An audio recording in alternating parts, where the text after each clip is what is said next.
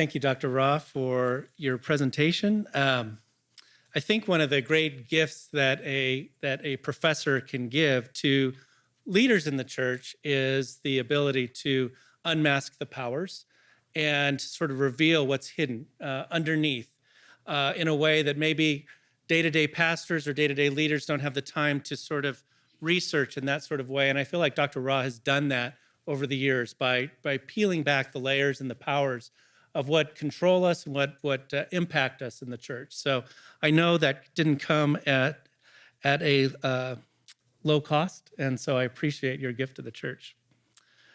One of the things I wanted to just comment on was just I endorse his project, and I endorse what he is saying about the theology of celebration needing a partnership with the theology of suffering.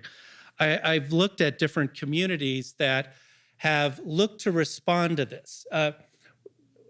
One dynamic that happened in the American church context after the 60s was that up until the 60s, everyone followed their parents' religion and church pretty much in American society.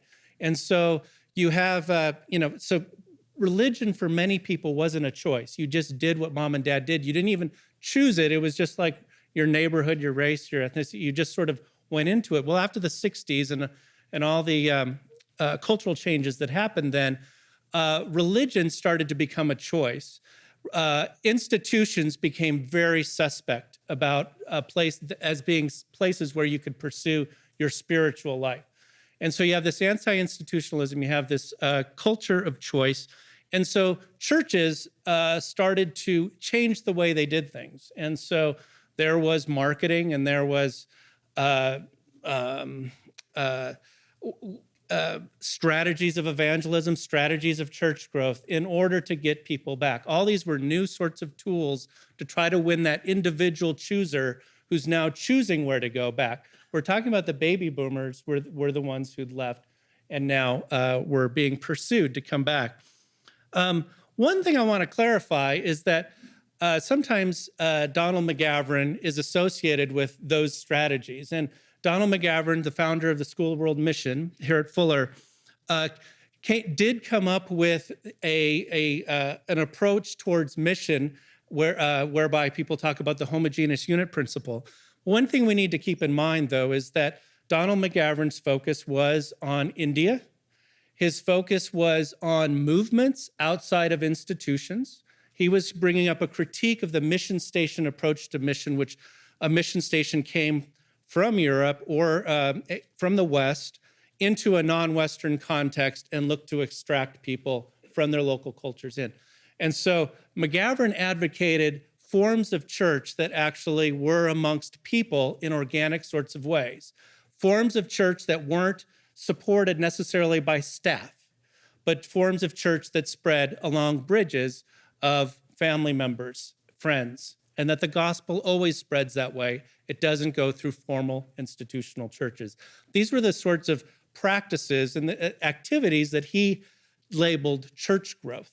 And so when we see it morph in the 70s and 80s in the United States, it does take a different form. McGavran's focus never ceased to be outside the West. And so if we have a critique of where American church growth went, it doesn't necessarily land on McGavran. It lands more on some of his interpreters. And so often names that are associated with church growth have no relation to McGavran or Fuller. And so I just wanted to clarify that. But to get back to this theology of celebration and the theology of suffering, movements that I've seen that seem to really be addressing those sorts of issues, as Eddie Gibbs and I were researching in the first part of the last decade, was movements that had a similar experience that Dr. Rah was talking about, in the sense that these large institutional churches, which were really seeking to win these baby boomers back, there was some baggage associated with those in terms of wanting those numbers to stay high. And so I started to interview person after person who was burned out by that system, and possibly youth pastors who were judged on whether you can get Sunday night to 100, to 150, to 200. And so I met youth pastor after youth pastor who was burned out on that system, left the church, thought they were leaving God, and just started to meet on their own. They may have met with some friends. They may have started to just eat together, read scripture together while they were away from God, while they were backsliding. They may invite a friend or a neighbor into their community. They might serve the poor together. They might be raising their kids together. And then all of a sudden, something hits them after about a year and said, do we ever have to go back to that? And can we call this church? Is possibly, instead of backsliding from God? And so that was a normal sort of story. I'm not saying it's the same thing, but a particular form, the large church did have a lot of casualties. And so all sorts of communities did get started in reaction to that.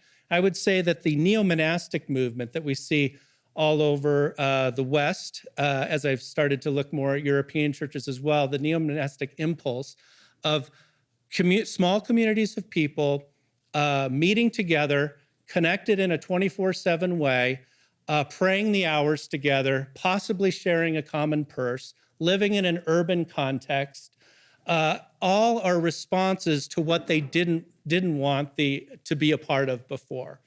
And often these are very creative sorts of responses. I've seen these go. I don't think neo-monasticism is a fad. It has continued to draw on historic resources of Orthodox and mainly Orthodox and Catholic faith, and bringing those into evangelicalism. What I find interesting is, the mega churches were really often focused on bringing lapsed Catholics into the evangelical fold. These new monastic communities are actually bringing Catholic practices to evangelicals. I mean, it's sort of interesting. But in that theology, there is a desire to be saved by the other, that they are often going into urban contexts to be saved out of their suburbanness. Now, that's not necessarily the answer for where church ought to go down the road. It's not a end all of all church forms, but it is responding to particular contexts now, where people are moving away from particular forms of church and going to another.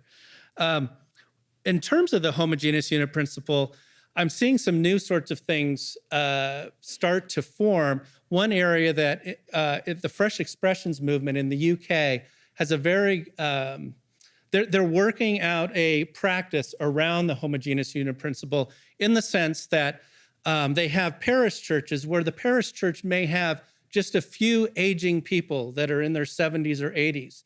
It's very unlikely that group is going to reach the goths or the skateboarders across town.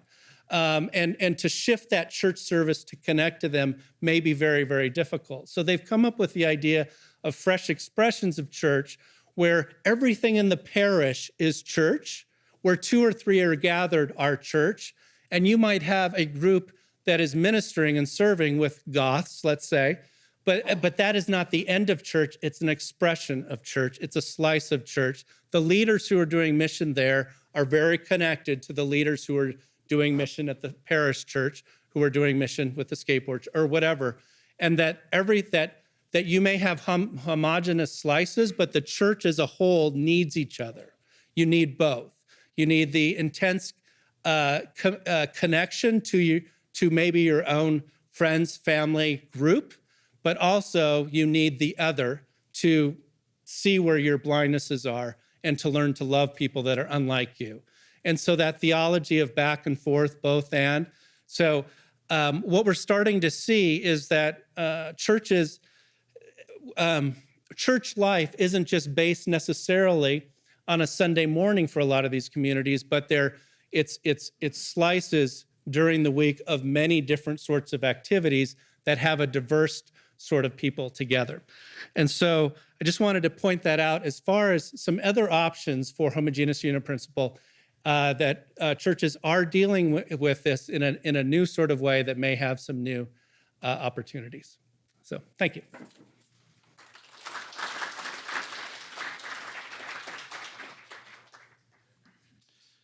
Well, when anybody addresses the issue of a theology of suffering as a Latino Anabaptist, my first temptation is to say amen and sit down. You said it.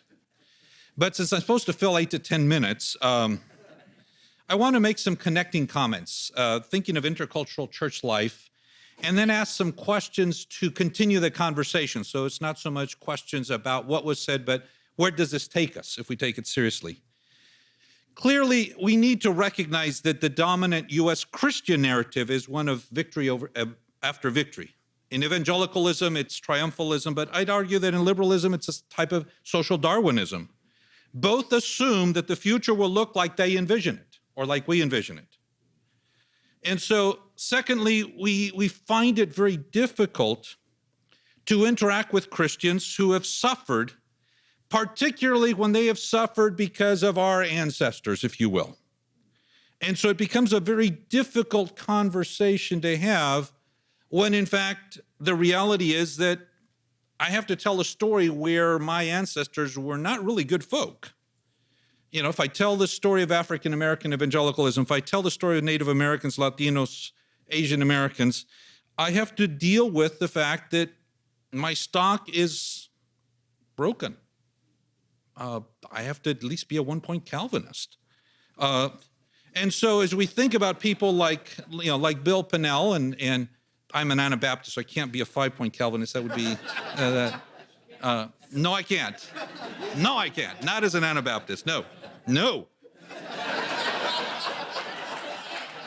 So, sorry, Scott. So yes, here I stand, yes. But one of the, as we think about that complexity, I see it play out very interestingly. 2 days ago we had an election, and most white evangelicals can't address the idea of being in a minority position. But I would argue that most white liberal Christians can't understand why minorities and the poor don't follow them into their enlightened positions. That there is a certain application of the statement that, depending on who quotes it, about liberation theology in Latin America, the version I heard is Samuel Escobar's, where, and you probably have heard it, where he says, liberation theology opted for the poor opted for Pentecostalism, that there's a certain type of reality here that the enlightened opted for the poor, but the poor don't see themselves there. And they've opted for something else. And we can't make sense of that because we have this vision of what the world looks like or supposed to look like. And it's both, on both ends, is fairly triumphalistic. The world will look like us eventually. And we do know, thirdly, that intercultural church relations are particularly complex amongst evangelicals. We have divided by faith. We have all kinds of things like that. And the reality is that both liberals and conservatives really do believe in a U.S. Christian exceptionalism. We are different. We are special. We have a different place, whether you define that place more with a more progressive liberal or a more conservative evangelical. At the end of the day, the basic fundamental assumption under that, and I would argue politically also, it doesn't matter if you're Democrat or Republican, the basic underlying assumption is U.S. exceptionalism. And so it's hard to talk about a theology of suffering if that's your defining myth. And so fourthly, the issue of bringing suffering as a theological theme in the middle of all of this is going to be particularly complex because it's not just about haves and have-nots. It is also about history and defining myths. It's about how we tell our story, how we self-define, how it is that we understand what God has been doing among us. And so, like I said, you can't tell the story of the suffering of African Americans or Native Americans or Asian Americans or Latinos without having to retell the founding myth. And so that's why we say, well, the past doesn't matter. Well, the past fundamentally matters because it's based on the founding myth.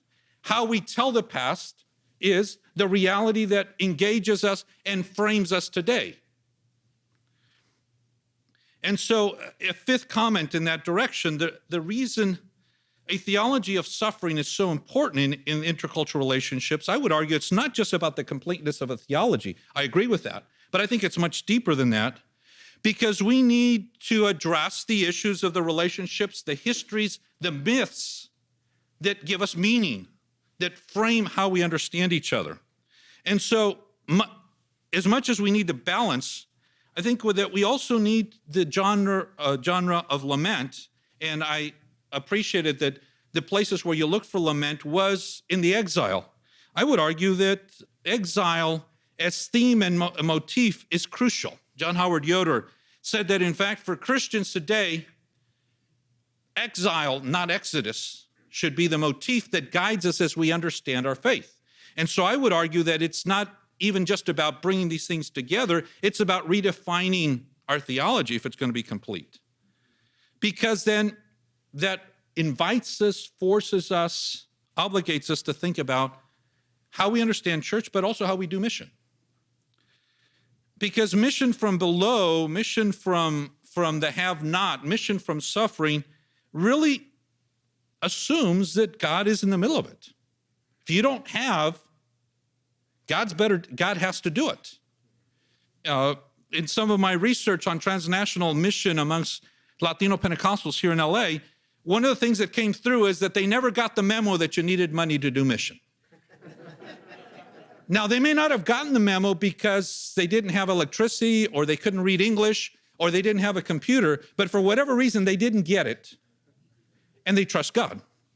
But sometimes evangelical options of mission feel like the magical idolatry. We've got the method. And the liberal is like, if we just pour enough money and enough of our expertise, it's going to work. So some questions to continue the conversation. Lament comes from a real experience, not only from the ritualization of lament. Can one understand communal lament if one is not a part of a community that has experienced it? How would that happen intentionally? Related to that second question, how do you talk about songs of communal lament in an individualistic culture? Only a community that has suffered can sing those songs and understand them. The rest of us might be able to stand in solidarity, but only if we understand the concept of group suffering, a very difficult concept in an individualistic, politically individualistic culture like us, where the social political structures do not recognize community. So there is no sense of group suffering, of group inflicted injustice.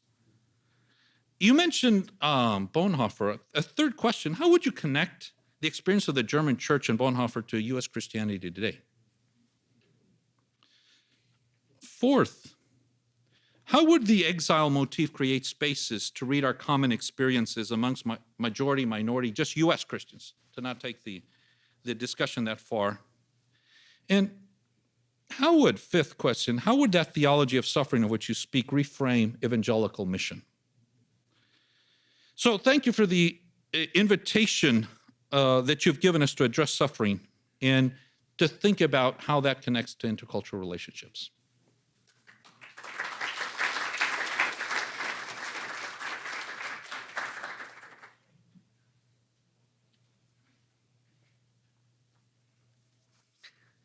Thank you so much. It's wonderful, wonderful feedback, response, and great questions going forward. I don't know if I'll be able to go systematically through the issues raised, but I'll make kind of general comments and try to flesh that out with the questions that are being raised here. Maybe begin with the issue of the homogeneous unit principle. I absolutely agree. I think when we engage with that story a little bit, what we end up with is it's very easy to set up the straw man, and McGavran becomes the straw man. In the last article that I wrote on this topic, and actually I did this in my next evangelicalism book, where I talked about part of the problematic elements of the homogeneous unit principle was that shifted from what was kind of an academic missional engagement, missiological engagement, to a more pop cultural expression.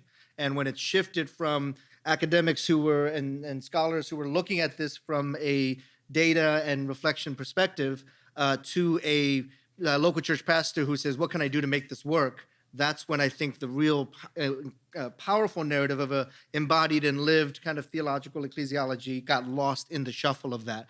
So I think when we look at these kind of examples, we need to kind of take another look at that. And I think that's why, just kind of on a side note, I am not one who believes that all churches have to be multi-ethnic in the next 3 years.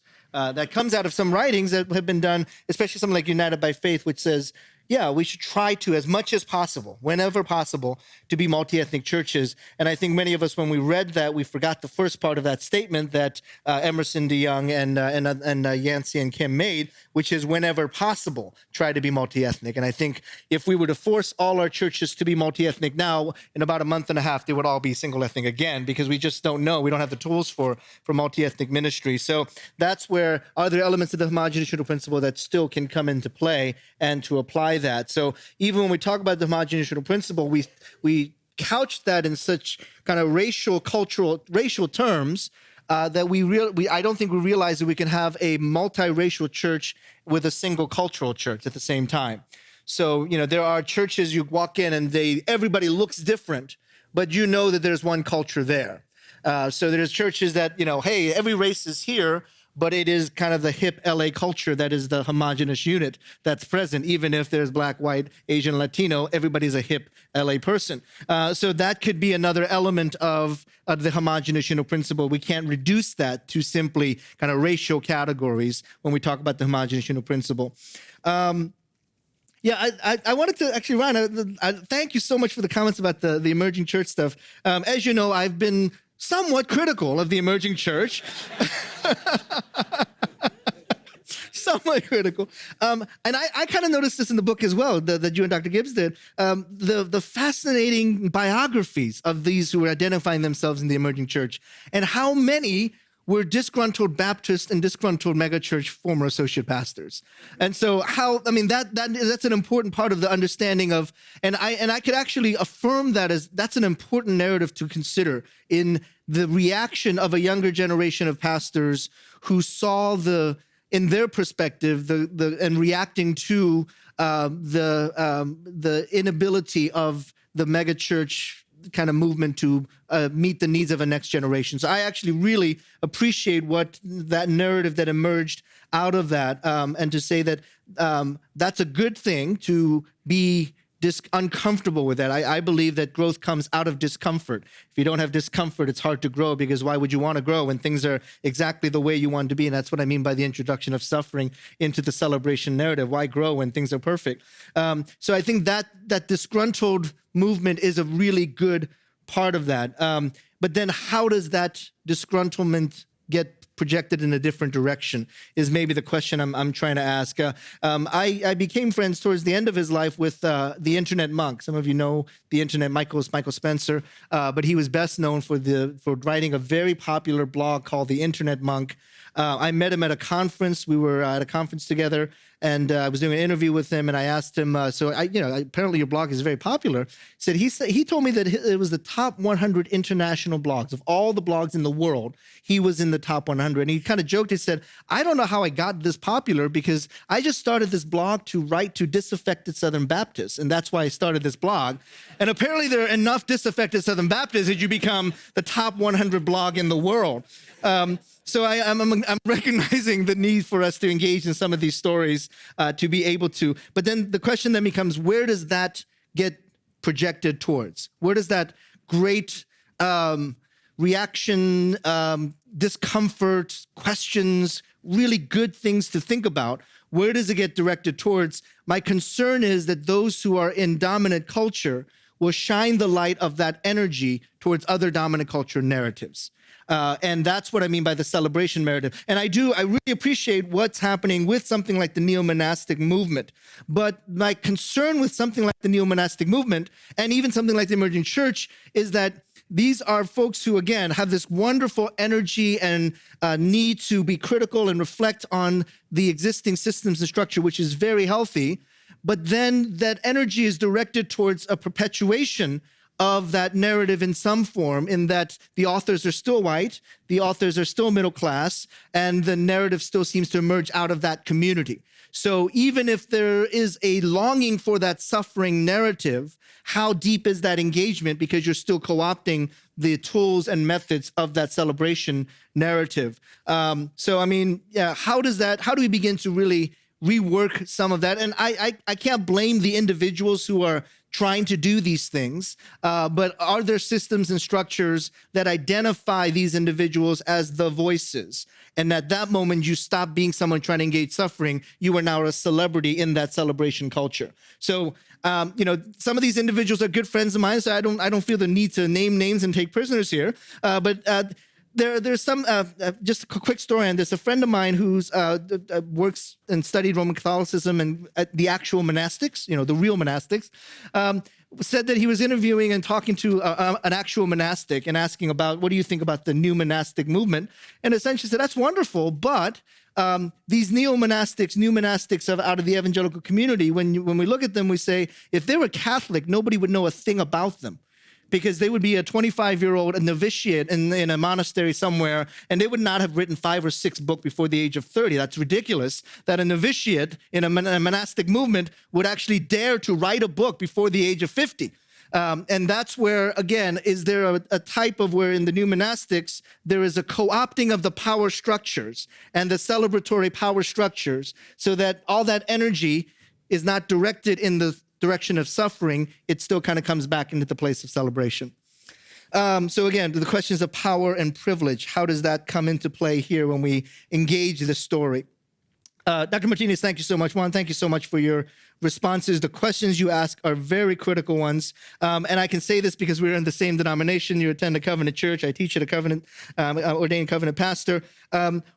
One of the things that kind of telling our family story here as a denomination, we shifted from being an overwhelmingly white and overwhelmingly Swedish denomination to a very multi-ethnic denomination in the last 20 years. And we pat ourselves in the back and we let everybody know what a good job we did in shifting from an all-Swedish denomination to a denomination that is now 25% non-white in terms of our churches. And that is a pretty phenomenal story. To do that in about a 15, 20-year time period is really an extraordinary story.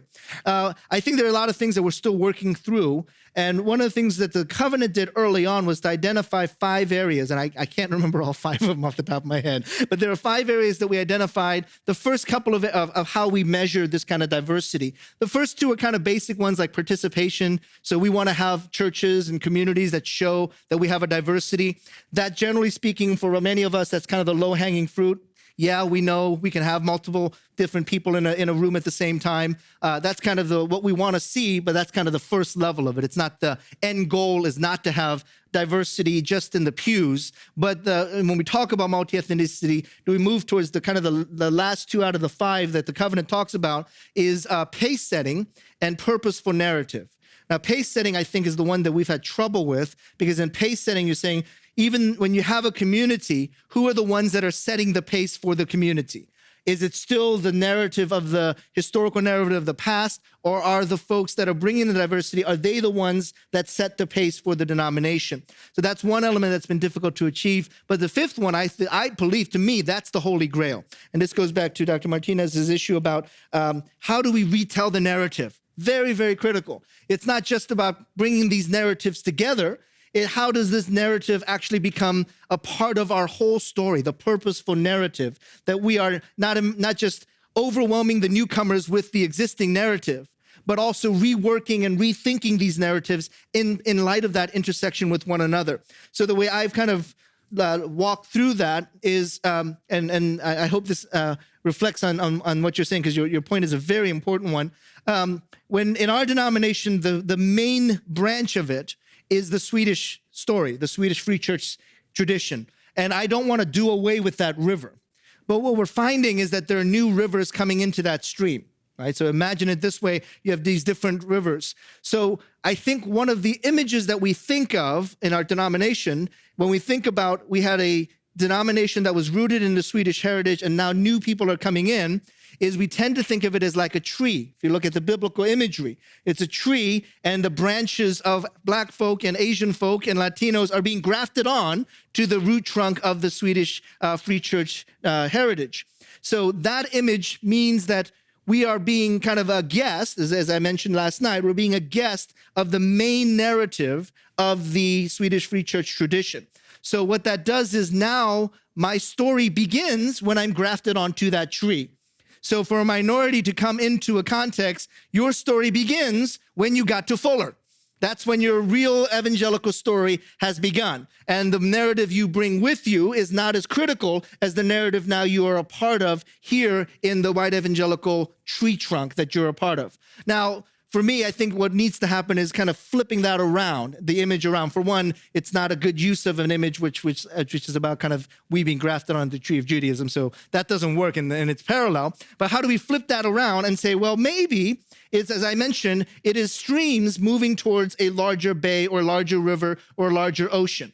And you have multiple tributaries towards that larger river. And each tributary has a narrative and a story that contributes to that river. So it could be, at this moment in our denominational history, the main tributary is the Swedish Free Church tradition. We're not getting rid of that river. We're not damming that river up. It just happens to be in that story.